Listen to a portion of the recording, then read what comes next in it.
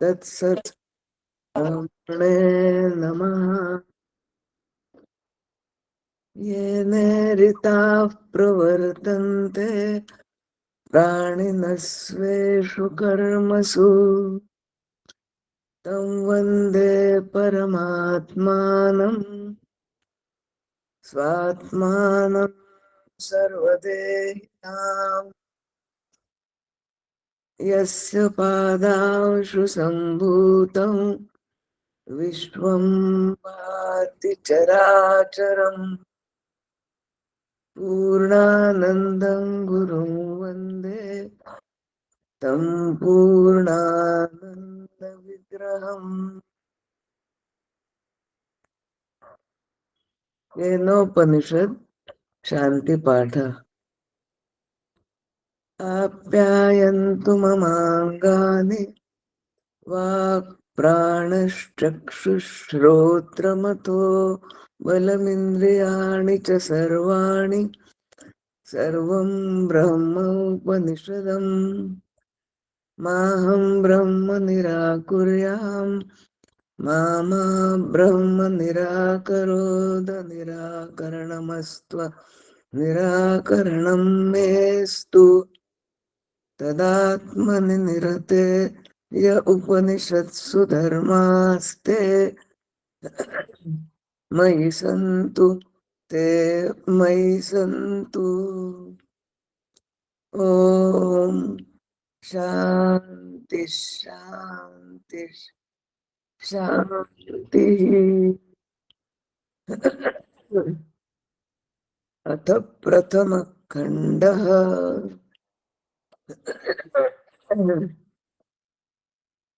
केनेषितं पतति प्रेषितं मनः केन प्राणप्रथमः प्रैतियुक्तः केनेषितां वाचमिमां वदन्ति चक्षुश्रोत्रं क उदेवो युनक्ति।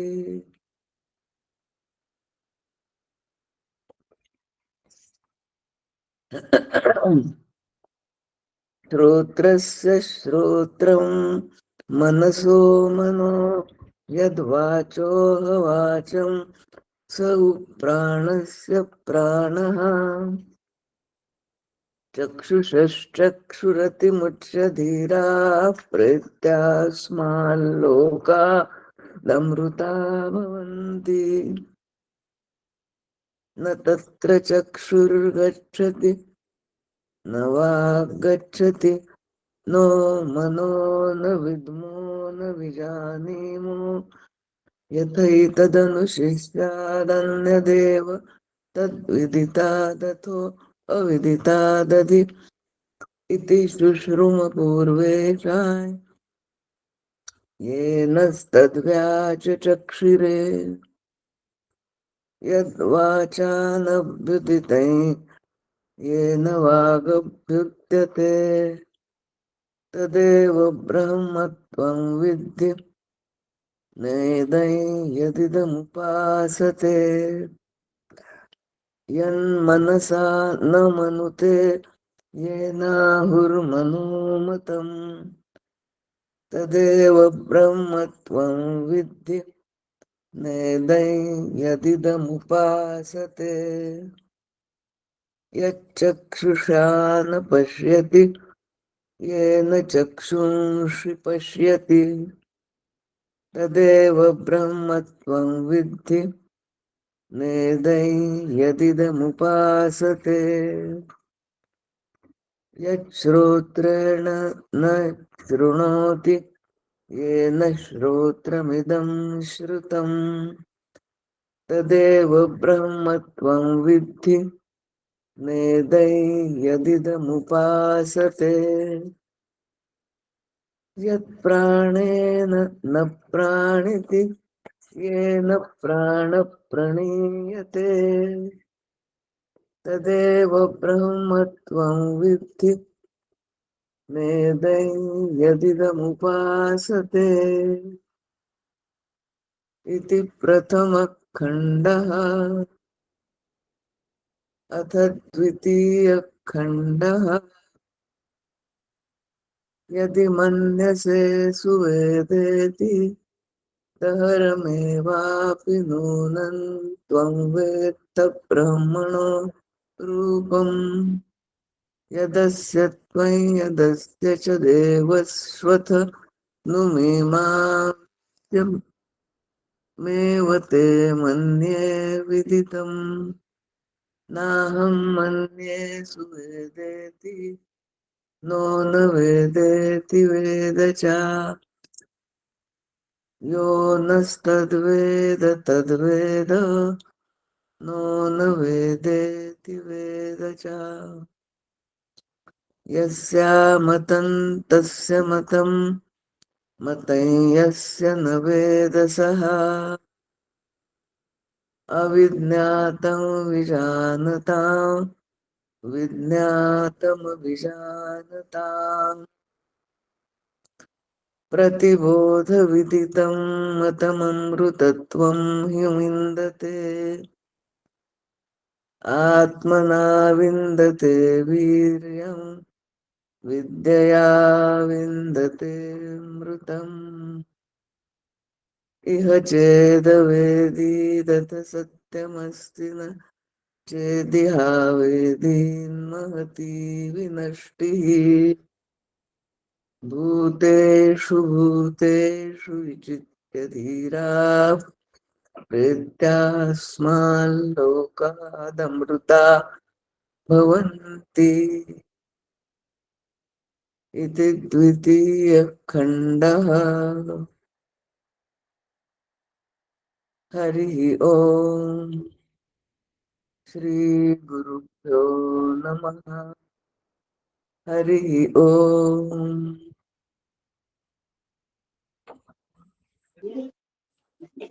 नहीं आता नहीं।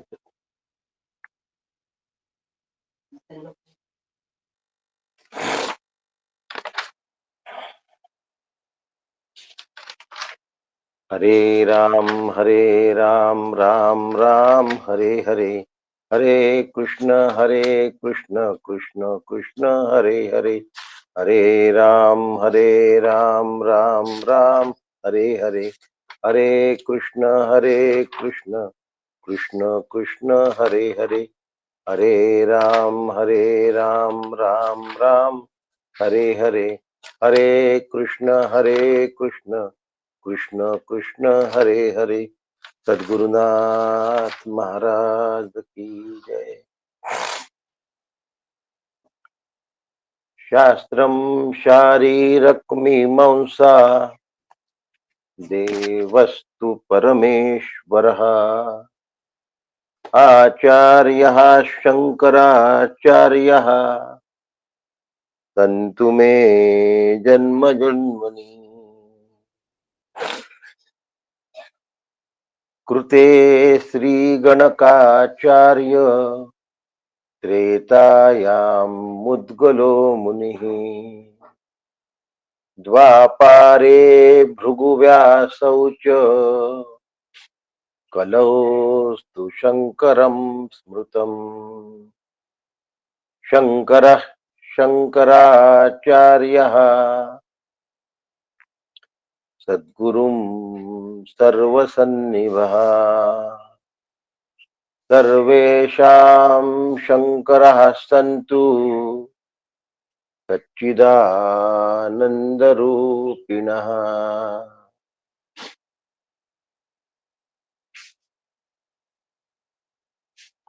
ज्ञानदं सद्गुरुं शान्तं अज्ञानारण्यदाहकम् नमामि परमाचार्यं श्रीमच्छङ्करधारिणम् सदाशिवसमारम्भाम् शङ्कराचार्यमध्यमाम् अस्मदाचार्यपर्यन्ताम् वन्दे गुरुपरम्पराम् वन्दे गुरुपरम्पराम्। सद्गुरुनाथ महाराज की जय.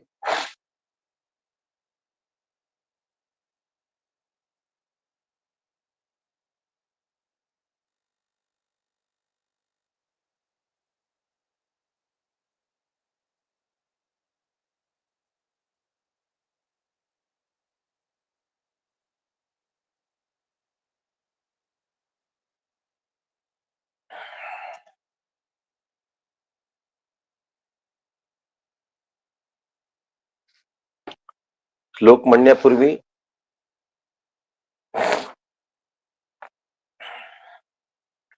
एक कल्पना देऊन देतो सगळ्यांना की आपल्या अभ्यास वर्गाला उद्यापासून दिवाळीची सुट्टी देतोय आपण आणि सोमवार दिनांक 20 रोजी आपला अभ्यास वर्ग प्रारंभ होईल.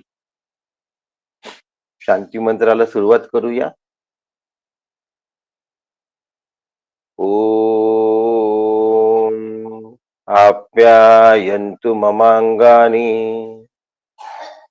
वाक्प्राणश्चक्षुश्रोत्रमथो बलम् इंद्रियाणि च सर्वाणि सर्वं ब्रह्मोपनिषदम् माहं ब्रह्म निराकुर्याम् मा ब्रह्म निराकरो अनिराकरणमस्तु निराकरणं मेस्तु तदात्मनि निरतेय उपनिषत्सु धर्मास्ते मयि सन्तु ते मयि सन्तु.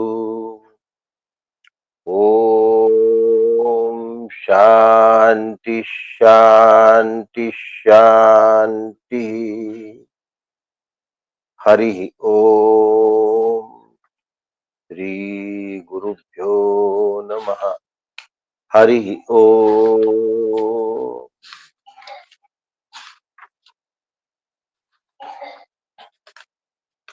शिष्यानी प्रश्न विचारलाय.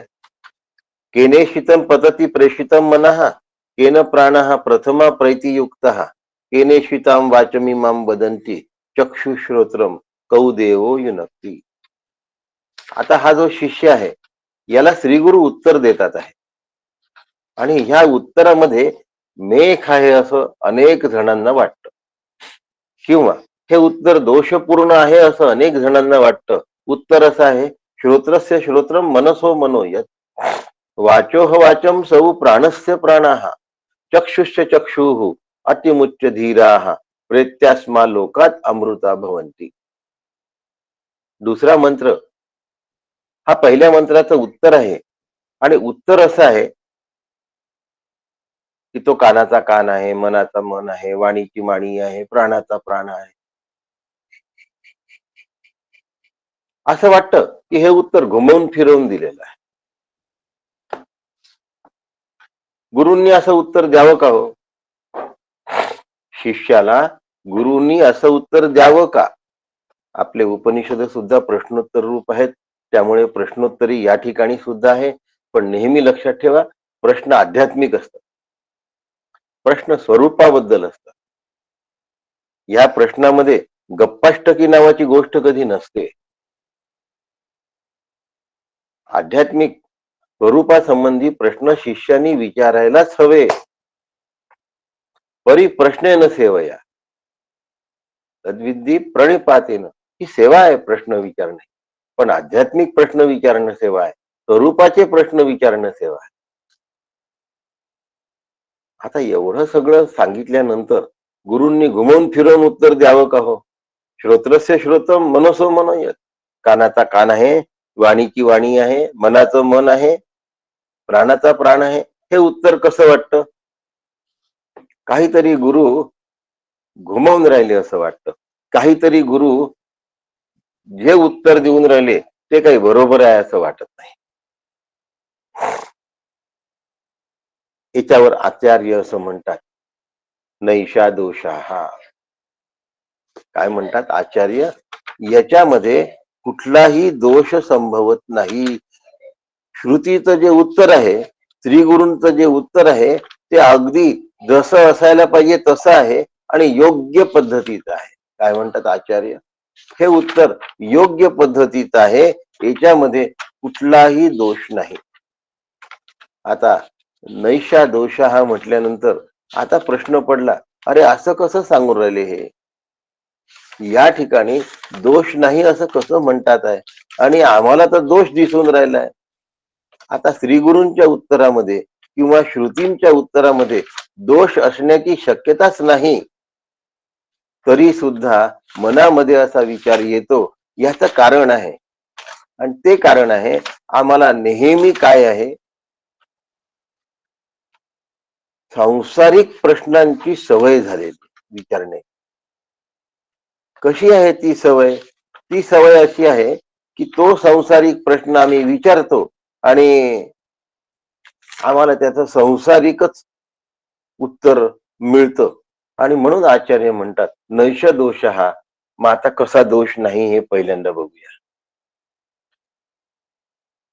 कानाला ऐकू येतं का असा प्रश्न आहे, डोळ्याला दिसतं का असा प्रश्न आहे, वाणीनी बोलता येतं का असा प्रश्न आहे. आता या प्रश्नाचं जर सरळ उत्तर दिलं की हो वाणीनी बोलता येतं, तर अचेतन जड वाणी ही आत्मा आहे असा त्याचा अर्थ होतो. चेतन आहे असा त्याचा अर्थ. दुसरा मुद्दा आहे, नाही नाही वाणी हे करत नाही, वाणी अचेतन जड आहे, मग हे आत्मा करतो. असं जर उत्तर दिलं तर आत्म्यावर कर्तृत्व दोष लादला जातो. म्हणजे आत्म्याचं जे विवरण आहे ते दोषपूर्ण होऊन जातं. म्हणजे कान मन वाणी प्राण हे करतात म्हटलं तर अचेतन जड वस्तूला चैतन्य येतं, आणि आत्मा करतो असं म्हटलं तर चेतन अकर्ता आत्म्याला कर्तृत्व येतं. आणि म्हणून दोन्हीकडनं उत्तर देणं संयुक्तिक नाही. मग शिष्याला तर कळलं पाहिजे की योग्य उत्तर काय आहे, आणि दोन्हीकडनं उत्तर देणं तर चुकीचंच ठरत आहे. मग उत्तर कसं द्यायचं? म्हणून श्रेष्ठ सद्गुरु आणि सर्वश्रेष्ठ श्रुती. श्रुती काय आहे? सुप्रीम कोर्ट आहे. श्रुती सर्वश्रेष्ठ आहे आणि म्हणून ती उत्तर देते. असंही उत्तर देऊन चालत नाही की खरंच कानच ऐकतात. असंही उत्तर देऊन चालत नाही की आत्मा ऐकवून घेतो. मग श्रुती सांगते श्रोत्रस्य श्रोत्रम मनसो मनो यत. कानाचा कान, मनाचं मन, वाणीची वाणी आणि प्राणाचा प्राण. मग आता हे जाणून घेतलं पाहिजे की नाही काय आहे. पुढे श्रुती सांगते अतिमुच्च धीरा हा प्रेत्यास्मा लोकाद अमृता. हे जो समजू शकला, हे जो जाणू शकला, ह्याला ज्यानी पकडता आलं तो अमृतत्वाला प्राप्त होतो. काका म्हणतात जे कान शरीरी दोन तया तिसरा असे कान. दोन कानांना कान, कानाचा कान, आणि मनाही असे मन दुजे एक. मनाला सुद्धा दुसरं मन आहे. श्रोत्रासी जे जाणावे ते चैतन्य तया ते जागवे. ती चेतनाबा स्वभावे आत्माची असे. डॉक्टर काकांनी उपनिषदांवर जे लेखन केलं आहे त्या लेखनामध्ये ते चैतन्य तया ते जागवे ती चेतनाबा स्वभावे आत्माची असे. आणि ती चेतना काय आहे? तो आत्म्याचा स्वभाव आहे. पुन्हा आला प्रश्न, आत्म्याचा स्वभाव कसं शक्य आहे? मग त्याचं आता सगळं स्पष्टीकरण काकांच्या ओव्यासहित मी तुम्हाला या ठिकाणी देतो आहे. श्रुती मातेच्या शब्दातून श्री गुरु शांत एकाग्रपणे तल्लीनतेने श्रवण करणाऱ्या शिष्याला साधना सांगत आहेत, समजवून सांगत आहेत. शिष्य कसा आहे? सुमनू आणि शुद्धमती, अनिंदकू अनन्यगत. आम्हाला कशाची सवय आहे? दुसऱ्याला नावं ठेवण्याची. आम्हाला कशाची सवय आहे? दुसऱ्याचे दोष बघण्याची. आम्हाला कशाची सवय आहे? जगाच्या गप्पा करण्याची. आम्हाला कशाची सवय आहे? अध्यात्माला लाईटली घेण्याची आणि प्रपंचाला घट्ट धरून घेण्याची. आणि म्हणून भगवंत अर्जुनाला म्हणतात की अर्जुना, तू आस्थेचीच संज्ञा. अर्जुना, तू कसा आहे? तू म्हणजे आस्था आहे. आणि आस्था शब्दाचा अर्थ असा आहे, अस्तित्वावर जो स्थिर आहे, अस्तित्वाबद्दल ज्याच्या अंतःकरणात शंका नाही, सत्स्वरूपाबद्दल ज्याच्या अंतःकरणामध्ये विश्वास आहे, तो आस्था. त्याच्यातून आस्तिक शब्द आलाय. आणि म्हणून कानाचा कान या शब्दावर तुझा विश्वास राहील. गुरु आपल्याला काहीतरी घुमवून राहिले, गुरु आपल्याला काहीतरी वेगळंच सांगून राहिले, यांचं उत्तर सुबक नाही, परंतु माझ्यासाठी ते उपयुक्त आहे, ही आस्था आहे तुझ्या अंतःकरणात. अशा पद्धतीने प्रेरक कोण आहे हा प्रश्न आहे. पहिला प्रश्न काय आहे? प्रेरक कोण आहे? प्रेरक पहिल्यांदा सांगा आम्हाला कोण आहे. आणि प्रेरक एकदा सांगायची वेळ आली की केनेशितम पतती प्रेषितम मनः केन प्राणाः प्रथमः प्रैतियुक्तः. प्रेरक कोण आहे? मग तुम्ही म्हणता की गुणधर्म सांगायचे आहे. आता आत्म्याचे जर गुणधर्म सांगतो म्हटलं तर आत्मा निर्गुण आहे, निर्विशेष आहे, निरवयव आहे. मग त्याला प्रेरक कसं म्हणता येईल? देश काल वस्तू परिच्छिन्न आहे. मग आता श्रोत्रस्य श्रोत्रम याच्यामध्ये आत्म्याला प्रेरक कसं म्हणायचं? आता शंकांना सुरुवात झाली की उत्तर साशंक नाही, उत्तर अगदी योग्य आहे, परंतु आत्मा मन वगैरेच्या प्रवृत्तीसाठी निमित्त आहे, पण करता नाही. आत्मा प्रेरक आहे, पण आत्मा करता नाही. म्हणजे काय? कठीण कठीण कठीण शब्दांचं काय सुरू आहे? फार शब्द कठीण नाहीये, आपल्या रोजच्या वाक्प्रचारातले शब्द आहे. आमची बुद्धी सूक्ष्म नाही झाली. उपनिषदांचा अभ्यास करायचा असेल तर सूक्ष्म बुद्धीची नितांत गरज आहे. आणि म्हणून आत्मा इंद्रियांच्या प्रवृत्तीमध्ये निमित्त आहे, आत्मा प्रेरक आहे, आत्मा करता नाही. प्रेरक आणि करता यांच्यामध्ये काय फरक आहे?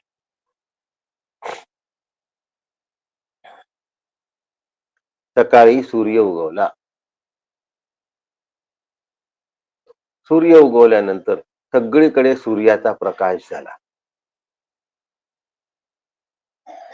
काही जण सूर्यप्रकाशामध्ये फिरायला निघाले, काही जण ध्यानधारणेला बसले, काही जण आपापल्या कामांना लागले. कुणी अंगण झाडताय, कुणी सडा टाकताय, कुणी स्नानाला लागलाय, कुणी आणखीन कामाला लागलाय, कुणी ऑफिसला जायला लागलाय.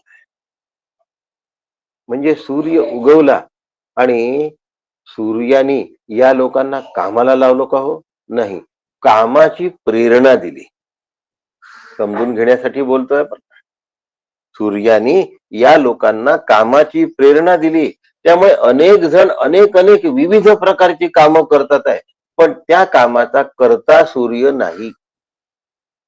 आत्मा स्वसंवेद्य असल्यामुळे आत्म्याला जाणण्यासाठी वेगळं कशाचीही गरज नाही, आणि आत्मा कुणाचा करता नाही. मग आत्मा निर्विशेष आहे. आणि या ठिकाणी श्रुतीने निर्विशेषत्वाचा, निरवयवत्वाचा, निराकारत्वाचा, अरूपत्वाचा एकही शब्द वापरला नाही. मग आत्म्याचं वर्णन श्रुतींनी केलं कुठे? श्रोत्रस्य श्रोत्र मनसो मनोयद मध्ये आत्म्याचं वर्णन झालंय कुठे? ते तरी सांगा आम्हाला. आणि त्यावेळेला ते म्हणतात की अहो, वर्णन झालं नाही असं तुम्हाला वाटतं, पण श्रोत्रस्य श्रोत्रम मध्ये शृणोती अनेन इति श्रोत्रम तस्य शब्दावभासकत्वम श्रोत्वम. ज्याच्या साह्याने सर्व प्राणी मात्र ऐकू शकतात त्याला श्रोत्र असे म्हणतात. म्हणजे श्रोत्रामधील, कानामधील शब्द प्रकाशित करण्याच्या सामर्थ्याला श्रोतृत्व म्हणतात. म्हणजे कानातील ऐकण्याच्या तिला श्रोतृत्व म्हणतात. आता हे जे आहे ना, याला कान म्हणतात.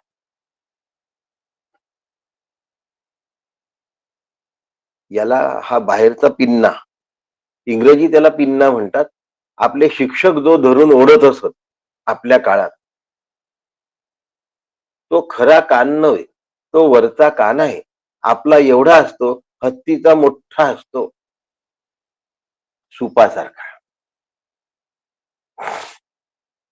मग आता ह्याला कान नाही म्हणत, मग त्याच्या आतमध्ये जे छिद्र आहे त्याला कान म्हणतात का? कानाचा कान तो आहे का? नव्हे. हा फक्त आवाज एका ठिकाणी गोळा करण्यासाठी अडवून ठेवलेला भाग आहे. म्हणून ही अशी रचना आहे की हा आवाज आतमध्ये जातो इथे आदळल्या. मग आता आदळल्यानंतर आतमध्ये गेलेला जो आवाज आहे तो कानामध्ये फिरतो. त्यात 3 भाग असतात. त्यातल्या सगळ्यात आतमधल्या भागाला आतमधला कान म्हणतात. त्याला कॉक्लिया शब्द आहे. आपला विषय तोही नाही. त्याच्यामध्ये जी ऐकण्याची प्रेरणा आहे त्याला कानाचा कान असं म्हणतात. त्याला कानाचा कान असं म्हणतात. म्हणून याला कान म्हणायचं आणि ऐकण्याची जी प्रेरणा, त्या प्रेरणेला श्रोतृत्व असं म्हणायचं. म्हणून कान हा स्वतःच्या ऐकण्याच्या शक्तीला प्रकाशमान करू शकत नाही. कारण प्रकाशमान करणे हा जडाचा धर्म नाही. म्हणून कानाचा कान हा आत्म्याचंच वर्णन आहे. आत्मा अरूप आहे, निरवयव आहे, निराकार आहे. हे जसं आत्म्याचं वर्णन आहे, तसं कानाचा कान हे सुद्धा आत्म्याचंच वर्णन आहे. मग तुम्ही म्हणता की चैतन्याचा धर्म आहे, चैतन्याला धर्म कसा आला? पुढचा प्रश्न शंकराचार्यांनी, हे सगळं शांकर भाष्य आहे, कारण हे वाक्य भाष्य बोलतोय. उपनिषदांवर भाष्य करणारे अनेक आहेत, पण भगवत पूज्यपाद श्रीमदाद्य शंकराचार्य यांनी पदभाष्य आणि वाक्यभाष्य केनोपनिषदावर केलाय. पदभाष्याचा सगळा उहापोह करून झालेला आहे. आजपासून आपण वाक्यभाष्य सांगतोय. आज हे वाक्यभाष्य मी पूर्ण करणार आहे, कारण मग 20 तारखेपासून आपला पुढचा वर्ग आहे, सोमवारपासून. दिवाळीची 1 आठवड्यामध्ये सुट्टी जाते आहे. त्यामुळे 5 मिनिटं अधिक लागले तरीही 5 ते 10 मिनिटं आज हा वर्ग पूर्ण करून हे सांगणार तुम्हाला वाक्यभाष्य. मग आता कानाचा कान, याला कानाला श्रोतृधर्म तुम्ही दिला, मग आत्म्याला तर धर्म नाही. मग भगवंत म्हणतात, असं कसं म्हणता? भगवान म्हणजे आचार्य, भगवत पूज्यपाद म्हणजे आचार्य. मग ते म्हणतात, त्याच्यासाठी भगवंताच्या मुखातले शब्द आहे. शौर्यम तेजो धृतीर दाक्षम युद्धे चाप पलायनम दानमीश्वर भावश्चम शास्त्रम धर्म स्वभावजम. आता क्षत्रियाचा हात लढतो की क्षत्रियाची ताकद लढते, की क्षत्रियाचा क्षात्र धर्म लढतो? भगवंतांनी सांगितलं शास्त्र धर्म स्वभावजम. भगवंतही कसे आहेत? समोर युद्ध सुरू आहे, युद्धासाठी सगळेजण उभे झालेले आहे, म्हणून शास्त्र धर्म सांगितला, दुसरा धर्म नाही सांगितला. मग क्षत्रियाच्या अंगामध्ये दिसत नसला तरीही त्याच्या वागण्यातून तो क्षात्र धर्म आहे. कोणता क्षात्र धर्म आहे? अन्यायाच्या विरुद्ध लढणं क्षात्र धर्म आहे. स्वतःच्या शरीराला इजा झाली तरी पर्वा न करता आपले प्राणपणाला लावणं सत्या करता, याला क्षात्र धर्म असं म्हणतात. मग आत्म्याला धर्म आहे असं म्हटलं तर चुकलं कुठे? असं वाक्यभाष्यामध्ये आचार्य म्हणतात. आणि ते म्हणतात की पाणी आपण गरम करतो आणि तप्त गरम पाणी असा शब्द आपण वापरतो. आता गरम पाणी, हे पाण्यामध्ये अग्नीचा गुणधर्म आला की नाही? अग्नीचा धर्म पाण्यामध्ये आला. पाण्याचा धर्म काय आहे? शीतलता. अग्नीचा धर्म काय आहे? उष्णता. अग्नीचा उष्णता हा धर्म पाण्यामध्ये आलेला आहे. असं असताना पाण्याचा स्वतःचा धर्म मिटला आहे का? नाही. थोड्या वेळातच ते पाणी पुन्हा गार होतं. जर अग्नी त्याच्या संपर्कात राहिला नाही तर पाणी आपल्या धर्मावर आल्याशिवाय राहत नाही. पण अग्नी स्वतः तेज धर्माचा आहे. त्याच्यामुळे अग्नी आपणहून कमी याच्यात येत नाही, आपला तेज धर्म सोडत नाही. पाणी जसा आपला शीतल धर्म सोडत नाही, अग्नी आपला दाहक धर्म सोडत नाही. म्हणून अग्नीला दग्धाह असं म्हणतात. आत्मा पण आपला धर्म सोडत नाही असं म्हटलं तर काय बिघडलं? मग आत्म्याचा धर्म कोणता आहे? भगवत पूज्यपाद आपल्या शंकर भाष्यामध्ये लिहितात, नित्यत्व, उपलब्धत्व, शाश्वतत्व हा आत्म्याचा धर्म असल्यामुळे आत्म्याला नामकरण केलं शंकराचार्यांनी, उपलब्धा. काय नामकरण केलं? आत्म्याला उपलब्धा नावाचं नामकरण केलं. अग्नीच्या सानिध्याने पाण्याची उष्णता ह्यात अग्नीचा जसा संयोग असतो तसं इंद्रियांना प्रकाशित करण्याचं सामर्थ्य प्रकाशमान आत्म्यामध्ये आहे.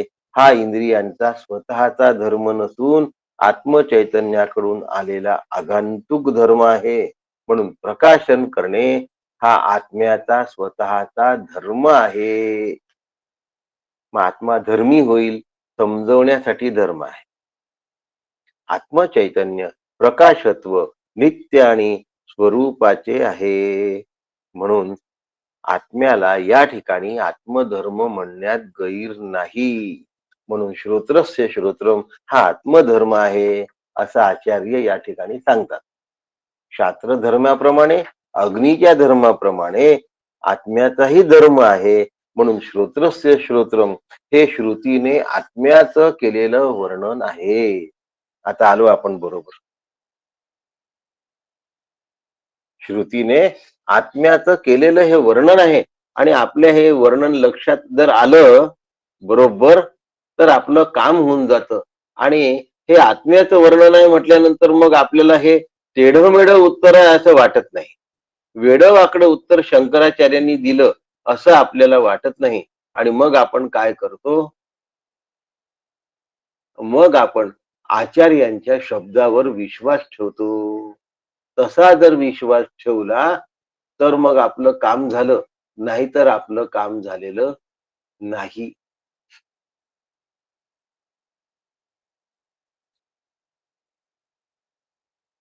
खैर,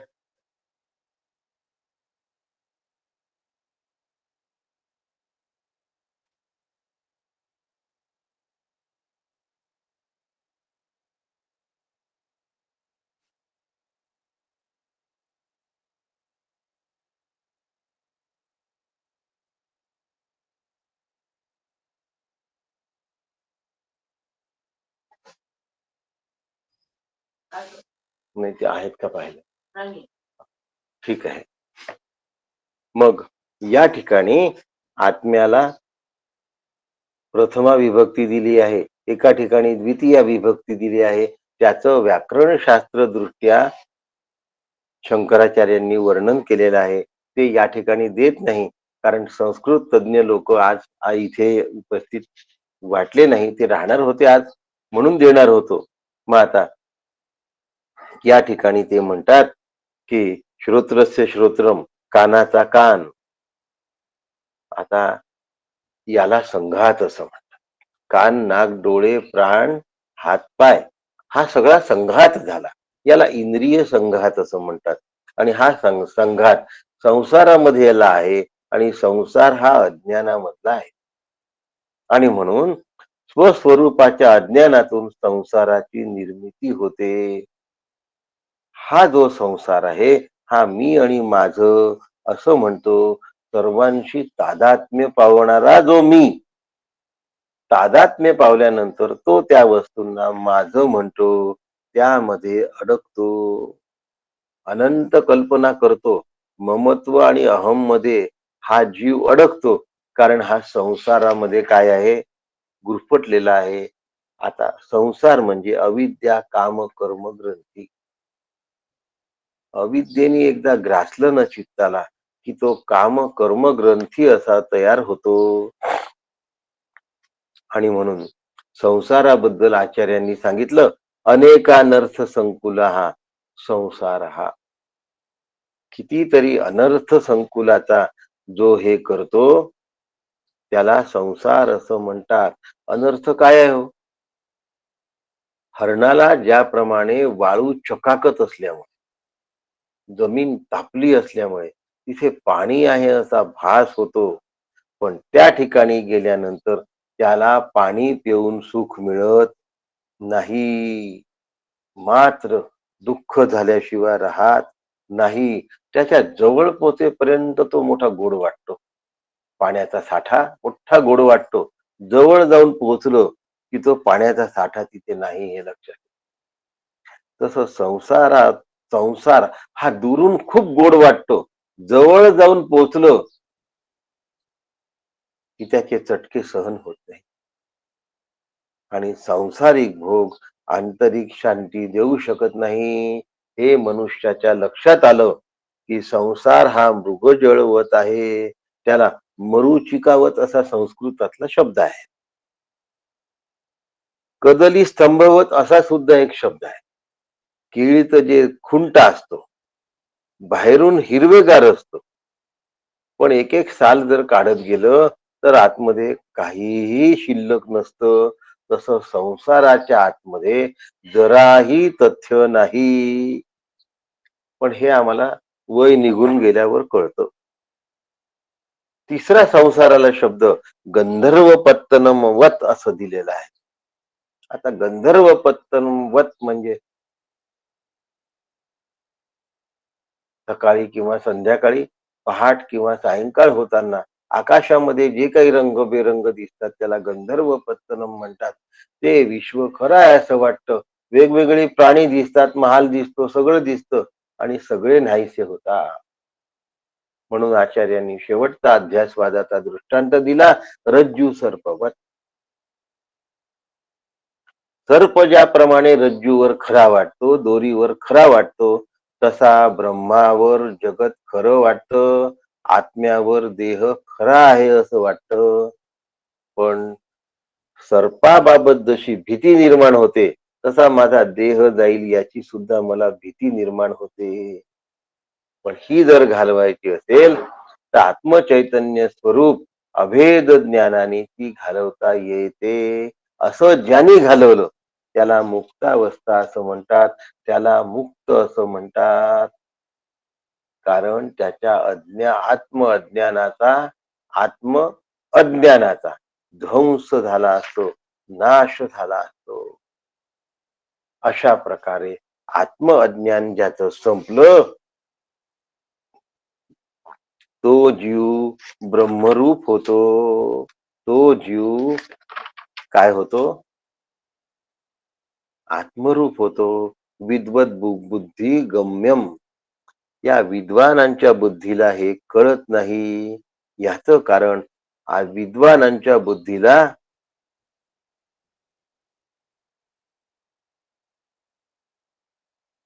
नाही कळत, संतांच्या बुद्धीला कळत. आणि म्हणून एष सर्वेषु भूतेषु गुढोत्मान प्रकाशते दृश्यते त्वग्रया बुद्ध्या सूक्ष्मया सूक्ष्मदर्शिवी. हे जे सूक्ष्मदर्शी आहे ते याला बुद्धीनी अंदाज घेता. पण काम क्रोध विकार आसक्त जो आहे तो या ज्ञानापासून, ह्या आनंदापासून दूर जातो. आणि म्हणून प्रेरकाचं स्वरूप या ठिकाणी आचार्यांनी स्पष्ट केलं. उपलक्षणात्मकम असं उत्तर दिलं आहे. म्हणून श्रोत्रस्य श्रोत्रम हे जे उत्तर आहे हे फिरवलेलं उत्तर नाही, घुमवलेलं उत्तर नाही. मग कसं उत्तर आहे हे योग्य उत्तर आहे. तैसे श्रोत्रादी इंद्रिया आपुलाली नसे रया, आत्माची चालकुतया गुप्त रूपे. आणि अशा पद्धतीने आत्मा गुप्त रूपाने याचा चालक आहे, म्हणजे प्रेरक आहे. तो मनाचंही मन आहे, बुद्धीचीही बुद्धी आहे, वाणीचीही वाणी आहे. वैखरी मध्यमा पश्चंती परादी ज्या वाणी म्हणती तया पंचमेची दीप्ती वसे आत्मा. अशा पद्धतीने जो आत्मा आहे, हा आत्मा त्या ठिकाणी पाचव्या वाणीचं सामर्थ्य निर्माण करतो असं म्हटलं तरीही हरकत नाही. मग आता तो प्राणालाही वर खाली नेतो. एकदा मी आत्मा आहे हे कळलं तर भयन धरी मरणी अमर होय. मी अमर आहे, मी कधीही मरणार नाही, हे पक्क लक्षात राहतं. मोराचा पिसा जसा आंधळा असतो, त्याच्यावर डोळा आहे, मोराच्या पिसावर डोळा आहे, पण तो डोळा पाहू शकतो का हो? नाही पाहू शकत. तसं आहे, तसं आहे. आपला डोळा आंधळा आहे, पण आम्हाला जो पाहतो असं वाटतं, हे आत्म्याच्या प्रेरणेने पाहतो. म्हणून अतिमुच्च धीरा हा प्रेत्यास्मा लोकात अमृता भवंती. आत्मचैतन्य स्वरूप जाणून धैर्यवान पुरुष अमृत स्वरूप होतो. अमृतत्वाची प्राप्ती फक्त ज्ञानाने होते. ज्ञात्वा विमुच्यते, तो कायमचा त्यातून सुटतो. अनात्म वस्तूचा आत्मभाव समजून शोक मोहरूपी संसारात तो बद्ध होतो. अनात्म वस्तूला त्यांनी सत्यत्व दिलं आणि मग क्षणोक्षणी तो आपली भूमिका बदलतो. आणि अशा वेळी काय होतं, अनेकानर्थम संकुल हा संसार, हा तो संसारामध्ये जाऊन पडतो. एकदा जर समजलं की मी देह नाही, मी आत्मा आहे, मग मी देह आहे हे अज्ञान माझं नाहीस झालं. पाठी देह तो पडता, लिंग देह नासे पुरता, होई कर्माची सांगता, मिळे मोक्ष. एवढं मोठं फळ मिळतं की तो अमृत स्वरूप होतो, आत्मस्वरूप होतो, ब्रह्मस्वरूप होतो. हे सर्वश्रेष्ठ फळ आहे. त्या मागली जी सूक्ष्मता आहे, जे वर्म आहे, हा बारकावा जर जाणला तर अमृत स्वरूपता येणं अवघड नाही. एकदा यमदेवाच्या परडीतून जो बाहेर निसटतो तो अमृत रूप होतो. म्हणून एकदा आम्हाला हे समजून घेतलं पाहिजे. म्हणून अतिमुच्च धीरा हा समजून घेण्यासाठी बुद्धीला धीर पाहिजे. सूक्ष्म कैल बुद्धीलाच हे सगळं समजतं. आणि असं जर झालं तर रूढ झालेल्या जीवन पद्धतीतले अर्थ बदलून हे जे अर्थ आहे हे सूक्ष्मतेने समजून घेण्याची आम्हाला सवय निर्माण करावी लागते. त्यांच्या पलीकडे जाऊन ठेपलं तर ह्या कल्पना आम्हाला कळतात. अत्यंत मोठं धैर्य लागतं. अतिमुच्च धीरा हा, ज्याला आपली जीवन साधनेमध्ये रूपांतरित करून घ्यायचंय त्याला उच्च धीर लागतो. त्याला साधना करायची असेल तर धैर्यवानता लागतो. मूढ बुद्धीला कळण्याची शक्यता नाही, रूढ बुद्धीला कळणं फारच कठीण आहे. म्हणून गुरु बुद्धीला हे कळतं. म्हणून गुरूंच्या बुद्धीने चालावं. त्यानुसार जर साधन केलं तर त्याला धैर्य लागतं, चिकाटी लागते, वैचारिक झेप लागते. अशा पद्धतीने नाही तर मग मग काहीच होत नाही. वैराग्यालाही फार मोठं धैर्य लागतं बरं का. वैराग्याला जपण्यासाठी विवेकाची जोड लागते, कृत्रिम त्यागही लागतो, खडतर तपश्चर्याही लागते. आणि दिशा कधी बदलू नये यासाठी अतिमुच्च धीरा हा धैर्यवान. धीर कमी पडू नये. धैर्य असणाऱ्याला पुढे सर्व मागे खुले, सगळं उघड असतं. परमार्थाला जबरदस्तीने रामराम करणाऱ्याला यशाकडे जाता येत नाही. समजूतदारीने त्याग करावा लागतो. टीव्ही जबरदस्तीने बंद न करता ह्यातनं काही आपल्याला मिळणार नाही हे पटलं की बंद होतो. पेपर जबरदस्तीने बंद न करता हे पटलं की गाव गप्पा जबरदस्तीने बंद न होता फोनवरच्या व्हॉट्सअप, इंस्टाग्राम, मेसेजेस, फेसबुक ह्या सगळ्या गोष्टी जबरदस्तीने बंद न करता हे बंद केल्याने आणि आत्मतत्वाचा स्वीकार केल्याने मला सर्वश्रेष्ठ लाभ आहे. ही खात्री एकदा आतमध्ये जर झाली तर मग यल्लाभान न परा लागू, यत सुखम न परम सुखम, यज्ञात्वा न परम ज्ञात्वा. यदृष्ट्वा ना परम दृष्टम यम लब्ध्वा चा परम लाभम मन्यसे नाधिकम ततः अध्यात्म विद्या विद्यानाम कस्मिन्नो भगवो विज्ञानम सर्वविदम विज्ञातम भवति. इतकी सर्वश्रेष्ठ विद्या, एवढा सर्वश्रेष्ठ अभ्यास हा धीर धरून करावा लागतो. धीर धरी रे धीर धरी रे धीरा पोटी असती मोठी फळे रसाळ गोमटी. नुसती वाट पाहत बसून चालत नाही, धैर्य ठेवावं लागतं. तो धैर्यवान मी आहे का बघावं. संत समागमी धरून आवडी करावी तातडी परमार्थाची. तू झडझडून वहिला निघ ये भक्तीची वाटे लाग जिया पावती अव्यंग निज धाम माझे. अशा पद्धतीने आजचा श्लोक आपण या ठिकाणी पूर्ण करतो आहोत आणि हे आता वाक्यभाष्य झालं. पुढल्या वेळेला म्हणजे सोमवार दिनांक 20 या दिवशी आपण तिसऱ्या मंत्राला प्रारंभ करू. न तत्र चक्षुर गच्छति न वाग गच्छति नो मनो न विद्मो न विजानीमो यथैतदनुशिष्या धन्य देव तद विदिता दथो अविदिता तथी इति शुश्रुम पूर्वेशाम ये नसतत जचचक्षिरे.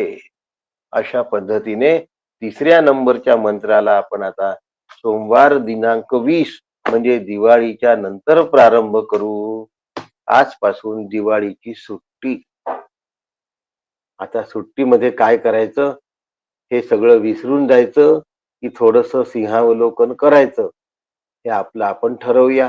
आणि या ठिकाणी आपल्या सगळ्यांना वंदन करतो आणि थांबतो. राम कृष्ण हरी.